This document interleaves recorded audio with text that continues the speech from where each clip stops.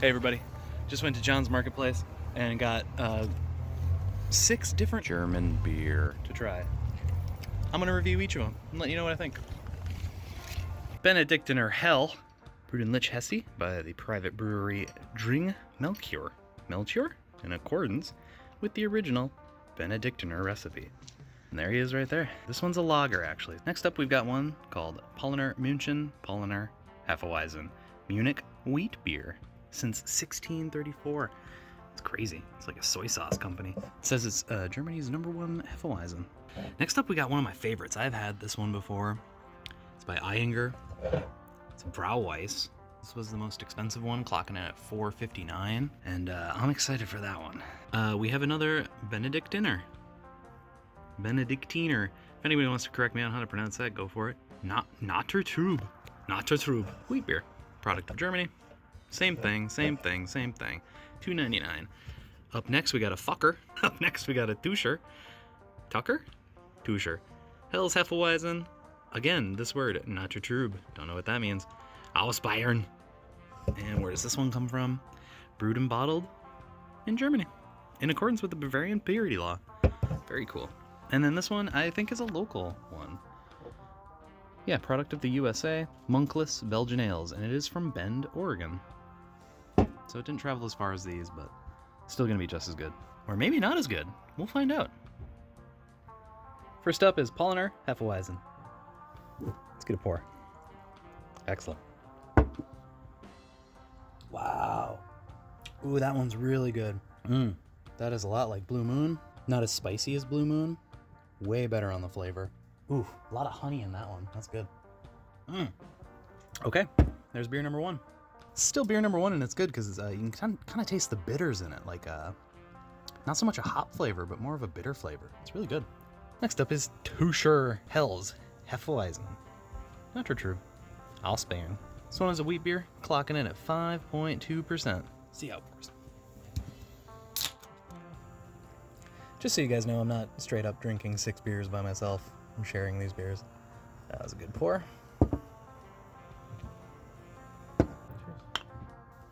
Ooh, spicy. Ooh. That's a spicy one. That's beer number 2. Next up is Monkless. This is the one from Bend, Oregon. This one is called Sheplockafagen. Sheplockafagen? Sheplockafagen. Sheplockafagen. Here, it says it on the back. Oh, does it? Sheplockafagen. Okay, There you go. Sheplockafagen. This one's from Bend, Oregon, and 5.4%. Belgian-style wheat beer, brewed with spices. More of the same, most likely. We will see. That was an easy pour. Looking good. Watch it. Hey. Oh, God. Wow. Why am I showing you the cup and not the can? Wow, this one's really good. Tastes really fresh, probably because it didn't get, shipped over on a boat or something. It's strong. It's strong, yeah. It tastes way more like a beer, like a regular beer, than the other ones did. It's a lot less spicy. It's almost more like a pale ale, really. It's really hoppy, too. It is. It's hoppier than a wheat beer should be. Did I just say that I like that one the best? I think so. I don't think I agree with that. After a couple sips. Yeah. All right, that's beer number 3. Here we go.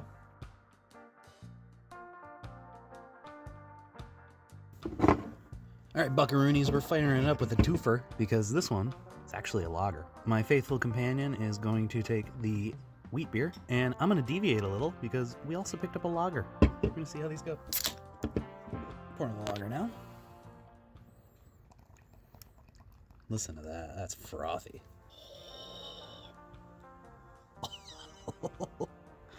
Nailed it.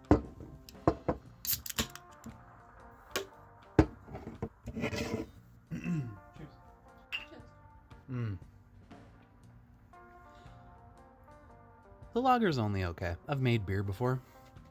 When you make beer, you can kind of choose steep your grains or use like a syrupy kind of grain base to skip a step. And that syrupy grain base, it's called malt, like malt syrup.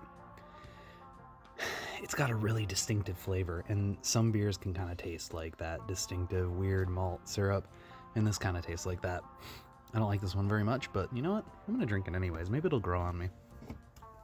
Oh, lordy lord. So good. Whoo! This one's a winner. Holy Moses. That is such a good wheat beer. There's no extra spice to it. Oh, that's a beautiful one. Woohoo! Alright guys, we're up on the last one. We saved the best one for last, and like I said, I already tried this one, so really I ain't gotta give you a review. This is probably gonna be the best one. Oh god. And we're doing it the wrong way, but I don't give a... And there you have it. Anger. Cheers. Yeah, let's try this bad boy out. Oh, wow. That might be the perfect German beer. This brand especially does all their beer really well, but wow. That is crisp, that is clean. It's easy to drink. It's got a lot of depth. It's got a lot of spice. 10 out of 10. Alright, well that was a fun night last night, but it's Sunday morning, and it's time for Garfield. Excellent title panel.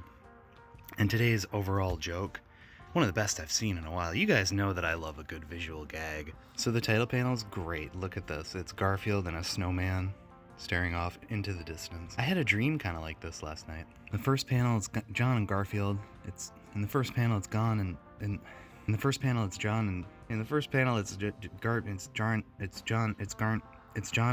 and Garfield.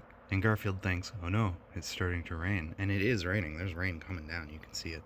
Big drops. It's winter and they went with a raining comic, but I don't, okay. It's kind of like a disjointed title panel from it's snowing and then rain, snow, rain, snow, rain. Second panel, John says, never fear. I brought an umbrella. Look at how happy Garfield is. John whips out that umbrella and the rain picks up, shielding John and Garfield from the rain in a very cartoon fashion. And then they see Odie. And Odie's running in from the rain into the umbrella. Uh-oh. It's okay, though. They're nice and happy. Kidding.